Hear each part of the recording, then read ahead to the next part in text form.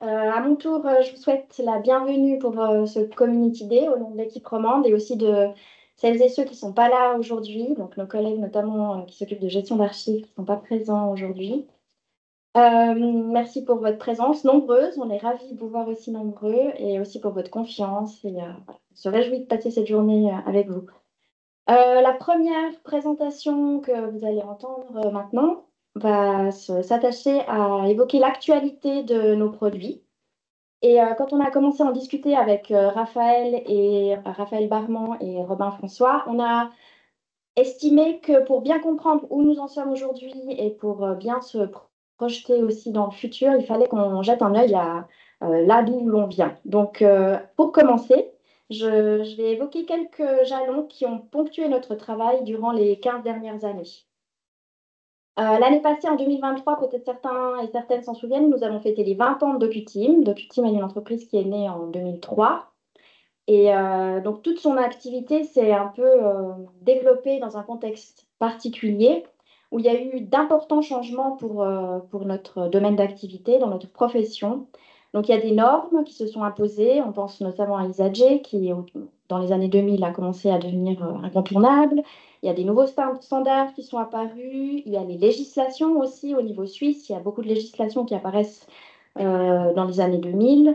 Et évidemment, ça c'est aussi un point important, l'évolution, la transition numérique qui s'est confirmée et qui s'est même accentuée durant ces années-là. Et donc toutes les activités de DocuTeam se sont inscrites en fait dans ce contexte. Et un des points importants, ça a été de toujours essayer d'être le plus en lien, le plus en phase avec ces changements. Donc le premier jalon qui apparaît ici, c'est 2010. C'est le moment où DocuTeam a mis en place l'outil qu'on utilise encore aujourd'hui, notre système d'information archivistique, ETIA, donc l'outil métier qu'on utilise pour nos inventaires et qui s'appelle DocuTeam Curator, que vous ne connaissez pas forcément, parce que c'est un outil qu'on utilise en interne, qui est basé sur la norme ISAG, qui est un outil professionnel, mais qui n'a pas été commercialisé, donc qui n'a pas été mis à disposition de nos clients. Mais c'est un outil qui est, voilà, qui est très important et qui fonctionne très bien et qu'on utilise quotidiennement pour nos clients. Et au même moment, de l'autre côté de l'Atlantique, il y a une entreprise canadienne, Artefactual, qui a développé elle aussi un outil qui s'appelle Atom, que vous êtes beaucoup à connaître, Access to Memory. Donc voilà, donc on voit qu'on a dû adapter aussi les outils qu'on utilisait aux nouveaux standards, aux nouvelles réalités. Et puis ça apparaît pas sur cette frise chronologique, mais en 2010, c'est aussi le moment où on a mis en place la première plateforme d'archivage électronique sur une infrastructure client pour la ville de Baden. Donc voilà, très tôt, on a mis en place ce type de système et c'est la ville de Baden qui était précurseur en la matière. En 2013, donc dans un premier temps, on travaillait surtout pour des clients qui n'avaient pas d'archivistes. Donc on était les archivistes et on utilisait notre outil interne, Curator, DocuTeam Curator. À partir de 2013, le besoin s'est fait sentir parce qu'on collaborait aussi avec des services d'archives, d'avoir un outil qu'on pouvait partager, qu'on pouvait mettre à disposition de clients qui avaient des archivistes, qui avaient besoin de travailler sur des outils. Donc c'est là qu'on a commencé à distribuer cet outil et un des premiers clients a été l'association vaudoise des archivistes qui travaille encore avec Atom. Euh, En 2016, peut-être certains s'en souviennent, c'est le moment où est sorti DocuTeam Cosmos, qui est l'écosystème dont on va reparler, donc qui est toujours celui qui est utilisé aujourd'hui. Donc l'écosystème d'archivage électronique cloud, cette fois, voilà, qui permet en fait toutes les étapes de l'archivage électronique, la préparation des paquets, l'ingest, la conservation, l'éveil, l'immigration, etc. Vous allez en entendre parler encore longuement aujourd'hui. Euh, et puis, à partir de 2018, voilà, les outils qu'on avait, voilà, les normes avaient évolué, les outils qu'on avait commençaient à avoir un certain âge, et puis on a commencé à se poser un peu la question de la suite, et on a participé à une évaluation de l'outil Atom, un proof of concept, auquel a participé aussi l'entreprise Artefactual qui publie cet outil, et d'autres partenaires, pour voir s'il était possible d'aller vers un Atom 3.0. Et parallèlement à ça, en 2019, c'est aussi le début des discussions autour d'une nouvelle norme, Record in Context, qui commence à émerger, à voir le jour. Donc voilà, dans ce contexte-là, on a évalué en fait toutes les possibilités qui s'offraient à nous. Donc on avait un outil interne, DocuTeam Curator, qui lui aussi commençait à vieillir, qui était plus aussi performant. Et voilà, on s'est demandé comment on allait envisager la suite avec des normes qui évoluaient, des technologies qui évoluaient, des outils qui évoluaient. Et on a évalué donc différentes options. La possibilité éventuellement de se tourner vers Atom, même si une version 3.0 sortait, la possibilité de développer Curator ou éventuellement l'option de prendre un autre outil sur le marché ou alors d'aller vers un nouvel outil qu'on développerait avec les nouvelles fonctionnalités, les nouvelles technologies et les nouvelles normes qui apparaissaient. En 2020, lockdown, donc voilà, on recentre un peu certaines de nos activités et on prend le temps de réfléchir à cette question-là et d'investir dans un proof of concept pour vérifier la faisabilité donc, d'un outil qui utiliserait la nouvelle norme Records in Context, dans laquelle on était par ailleurs, voilà, dans laquelle on s'était, pour l'élaboration de laquelle on s'était par ailleurs impliqué.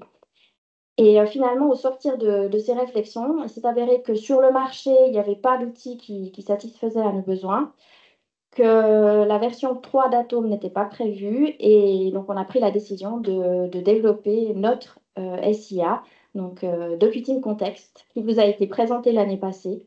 Et donc un AIS complet, déployable en interne pour nous, mais aussi en externe, donc on peut mettre à disposition de nos clients et qui permet aussi l'exploitation des données numériques depuis Cosmos, donc notre système d'archivage électronique.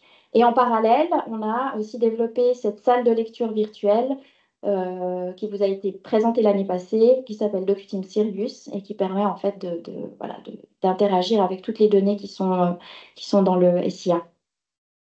Voilà, donc c'est un peu ce qui s'est passé sur ces dernières années. Pourquoi ce petit survol chronologique? Donc, on peut faire plusieurs constats. Donc, à l'ère numérique, on a des outils, des technologies et des standards qui évoluent très vite, et aussi le cadre législatif et le cadre normatif, du coup, qui s'adaptent en conséquence. Et il faut suivre autant que possible ces évolutions, et c'est un souci qu'on a toujours eu chez DocuTeam. Ce qu'on constate aussi, c'est que certains outils sont vieillissants. Gilliane l'a déjà évoqué tout à l'heure. Donc le nôtre était vieillissant. On a pris la décision d'en développer un nouveau. Mais effectivement, c'est le cas aussi d'Atom qui, dans sa version actuelle, commence à présenter certaines failles. Et Robin François va y revenir tout à l'heure. Et puis enfin, dernier point, c'est aussi parce qu'on est fier du chemin qui a été parcouru et de cette capacité qu'on a eue en fait à s'adapter et à avancer en phase avec ces évolutions. Alors, pour poursuivre dans cette direction et continuer à s'adapter, on a effectivement une équipe informatique qui a été renforcée en Suisse romande. Donc, Gilliane l'a déjà mentionné, l'année passée, il y avait Raphaël et cette année, on a trois nouveaux collaborateurs, collègues. Yann Krause-Villevin, Robin François qui est à côté de moi, et puis Vincent Decorge qui est malheureusement absent aujourd'hui parce qu'il est malade, mais voilà, qui est venu aussi renforcer cette équipe. Euh, Chez DocuTeam, on a l'habitude de dire que, et Gilliane l'a évoqué à demi-mot, que nos outils sont développés par des archivistes pour des archivistes. Et donc, je ne peux pas parler de l'actualité de nos produits sans évoquer aussi l'équipe de gestion d'archives, parce que finalement, c'est eux aussi les premiers utilisateurs et les premières utilisatrices de nos outils.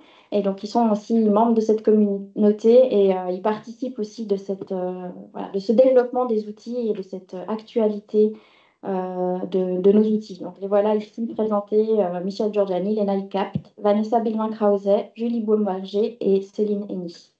Et en fait, on l'a évoqué aussi tout à l'heure, c'est le dialogue entre ces différents spécialistes qui permet vraiment de créer des outils qui sont adaptés à nos besoins en tant qu'archivistes, mais du coup aussi à vos besoins quotidiens.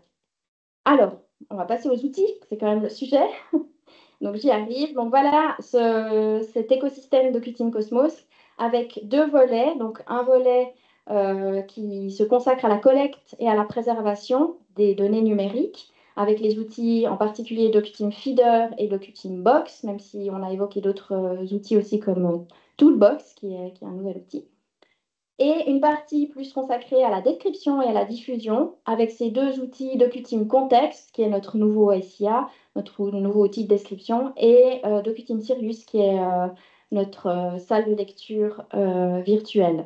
Donc, on va commencer par les outils qui concernent plutôt la collecte et la préservation. Donc, qu'est-ce qui s'est passé depuis l'année passée, donc depuis 2023, pour tout ce qui concerne l'archivage numérique à long terme, et donc ces deux outils, DocuSign Feeder et DocuInbox. D'un point de vue technique, on est en train de mener la migration de Fedora 3 à Fedora 6. Donc ça, c'est en cours et c'est en évolution et ça se poursuit. On a aussi amélioré l'adaptabilité pour la gestion de petits comme de grands volumes de données. Donc c'est un enjeu évidemment aujourd'hui parce qu'on a des grosses masses de données à traiter, donc c'est important de pouvoir les traiter. Et puis, on a répondu aussi à des demandes de nos clients qui avaient besoin de donc DocuSign Box, c'est le coffre-fort dans lequel sont préservées les données informatiques, les données numériques. Et il y avait un plus grand besoin d'interagir avec ce coffre-fort. Donc, on a développé des fonctionnalités pour pouvoir interagir avec ces données qui sont conservées dans Box, pour la gestion en fait et l'accès à ces données. Pour la partie description et diffusion, donc les outils DocuSign Context et DocuSign Sirius, donc c'est des outils qui sont beaucoup plus jeunes, ils sont entrés en phase opérationnelle l'année passée, donc voilà, ils ont subi des développements intensifs depuis l'année passée, aussi avec les premiers retours du terrain pour les adapter, les améliorer, les rendre plus performants, etc. Donc il y a plusieurs mises à jour qui sont sorties dans le courant de l'année. Ils ont atteint un stade de maturité, donc ils sont performants, ils sont efficaces et ben, tous les jours, on participe, on continue à les améliorer. Ils ont suscité un large intérêt des clients, on l'a évoqué aussi tout à l'heure, donc au niveau national, mais aussi à l'international, on a reçu des demandes. Et à ce jour, en tout cas à notre connaissance, ce DocuSign Context reste le seul système d'information archivistique à mettre en œuvre la norme Records in Context. Dernier point que je vais encore évoquer, c'est la migration d'un outil vers DocuSign Context, donc d'un outil vers un autre outil, ce qui est un point important. Donc les migrations sont en cours, on en a déjà entrepris un certain nombre, elles se déroulent bien. On a notamment fait des transferts depuis Scope, Archive, depuis Atom aussi, et on a traité des importants volumes de données. Alors ça reste des projets complexes. On les mène bien. Après, évidemment, il y a toujours beaucoup de détails à gérer. Et c'est une des présentations que Robin François et Yann Krause-Bilvin feront tout à l'heure pour vous montrer un peu comment se passent ces projets. Et du coup, je cède la parole à Robin François qui va évoquer Atom. Merci Nathalie. Donc, il y a un an, j'étais à votre place. J'ai beaucoup utilisé Atome. Et je sais que beaucoup d'entre vous l'utilisent et on sait que c'est un sujet important. Frédéric, il est au milieu de la salle, a beaucoup évangélisé autour d'Atome et ça a plutôt bien fonctionné. Malheureusement, comme toute religion, bah, il y a des fois la puissance de l'évocation ne fonctionne plus et donc il faut aborder des sujets un peu compliqués. Alors je vais essayer de faire ça au mieux et de vous renseigner au mieux sur le plan qu'on a défini au sein de DocuTeam pour l'évolution d'Atome. Et je vais aussi vous expliquer pourquoi on a pris ces décisions. Un des éléments importants que vous devez connaître et savoir, c'est que Atom, évidemment, c'est un logiciel dont on n'a pas le contrôle, c'est Artefactual qui s'en occupe. Les choix technologiques ont été faits, comme l'a évoqué Nathalie, au début des années 2010. Et un certain nombre d'éléments techniques, en fait, sont arrivés malheureusement à obsolescence. Alors, il y a plein de raisons pour ça. Hein. Ce n'est pas que un problème d'artefactuel, c'est aussi que l'informatique peut être rendue obsolète très rapidement. Et c'est un élément que on a évidemment, nous, aussi conscience maintenant, avec tous les outils qu'on développe. Il faut aussi qu'on soit conscient de l'obsolescence des composants qu'on utilise. L'informatique, si vous le savez, on se repose sur énormément de choses qui sont faites par des communautés, par des entreprises. Et évidemment, bah, il suffit qu'il y ait un de ces composants qui soit affecté par une obsolescence et ça devient très difficile ensuite de maintenir ces logiciels.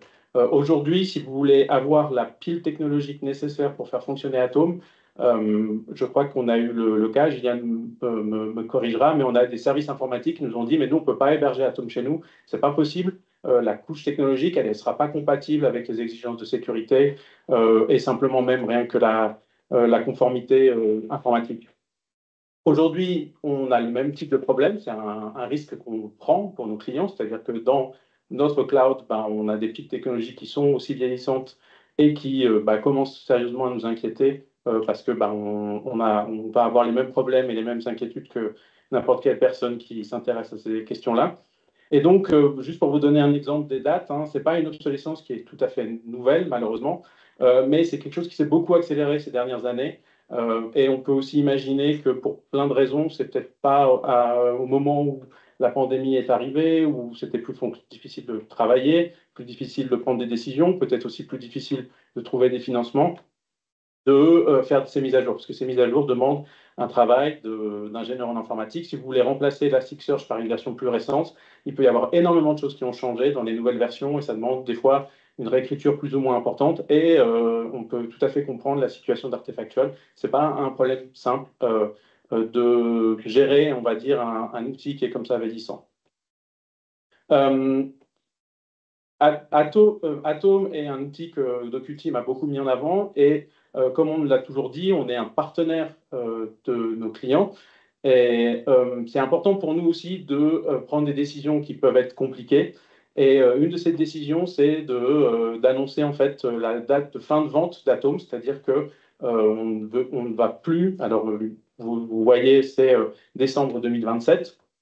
L'objectif, c'est que dans le cloud de DocuTeam, à la fin 2027, on n'ait plus d'instance d'Atom parce que on peut imaginer que ce qui est difficile aujourd'hui le sera encore plus dans 3 ans.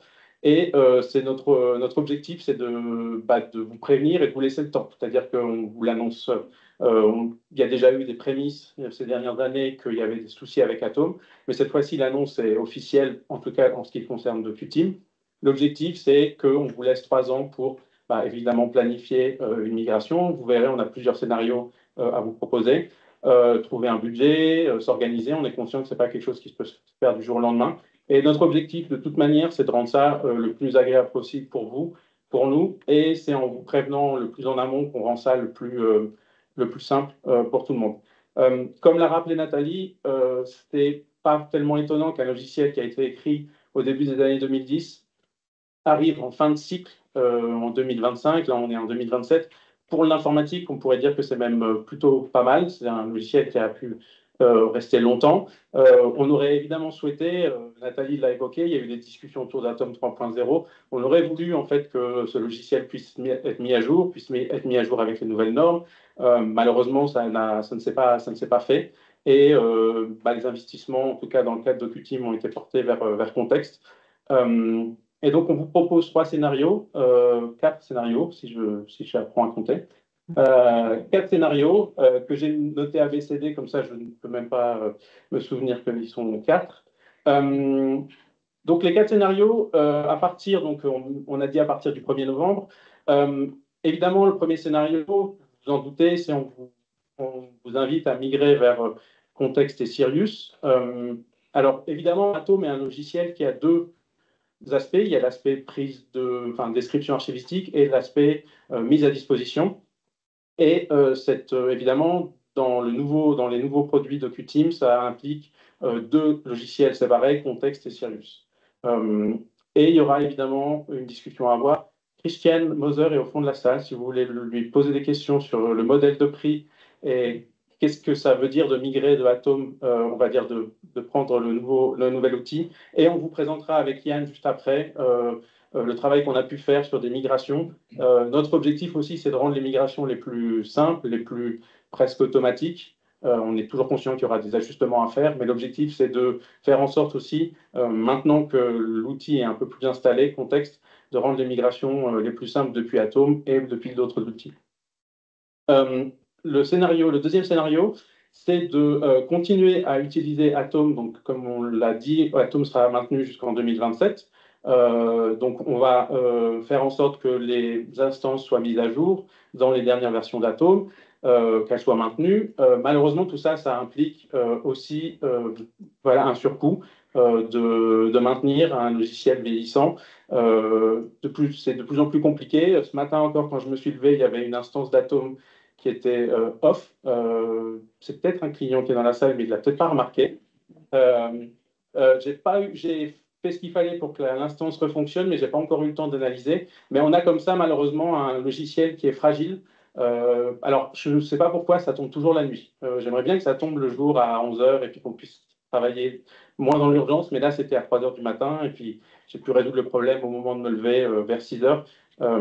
Et c'est un peu dommage d'avoir ce genre de logiciel qui est comme ça un petit peu capricieux et c'est vrai que c'est quelque chose qui nous inquiète sur le long terme et évidemment, ça ne nous permet pas d'offrir une qualité de service suffisante pour les clients.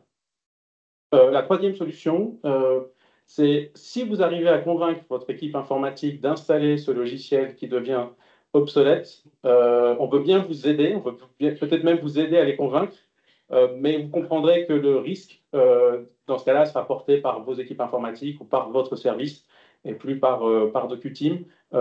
Et donc là, bah, évidemment, on peut continuer de vous soutenir dans les mises à jour qui seraient nécessaires, les maintenances, s'il faut adapter certaines choses, importer des données. Et voilà, c'est la proposition. Et je sais qu'il y a des clients qui ont déjà des atomes dans leurs infrastructures. Donc, c'est quelque chose qu'on peut continuer de soutenir, évidemment, parce que ça reste du service et là, on ne prend pas de risque autour de l'infrastructure, de notre infrastructure.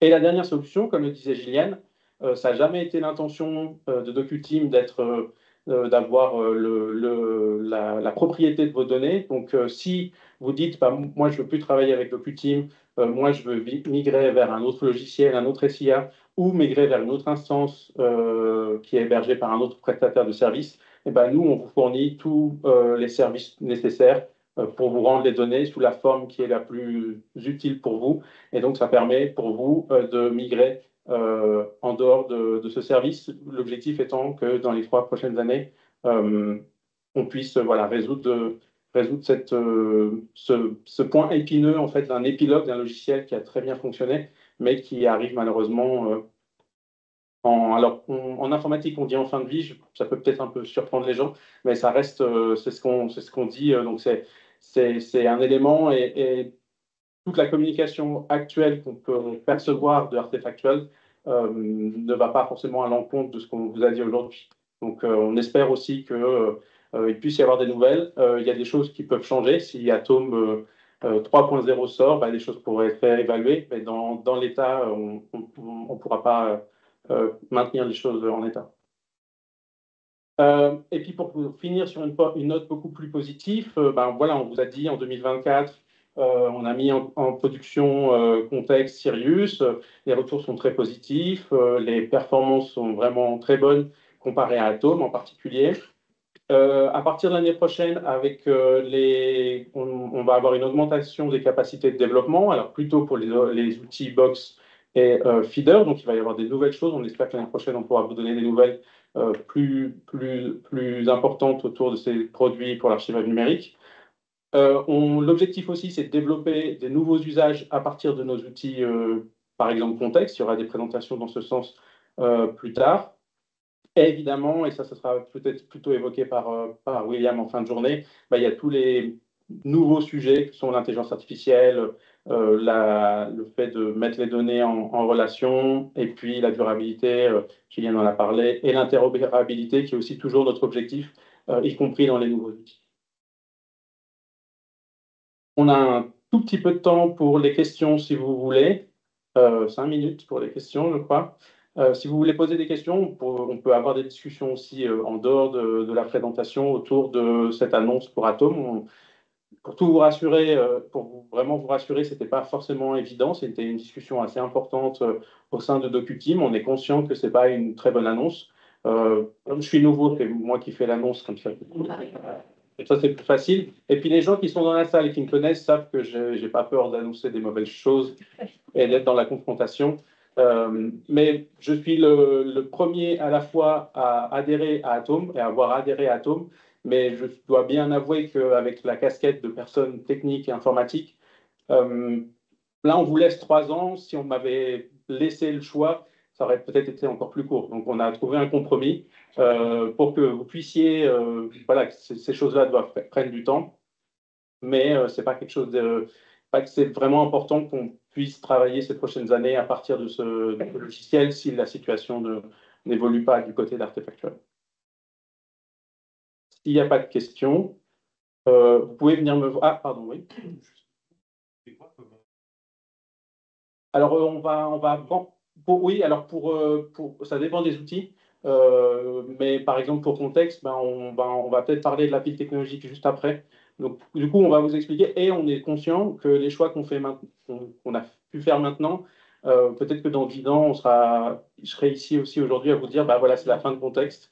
Ce qui est tout à fait normal, c'est le cycle de la vie des logiciels. Il faut en être conscient, il faut l'accepter et il faut le préparer au mieux. Et on essaie de vous préparer au mieux et de l'accompagner au mieux.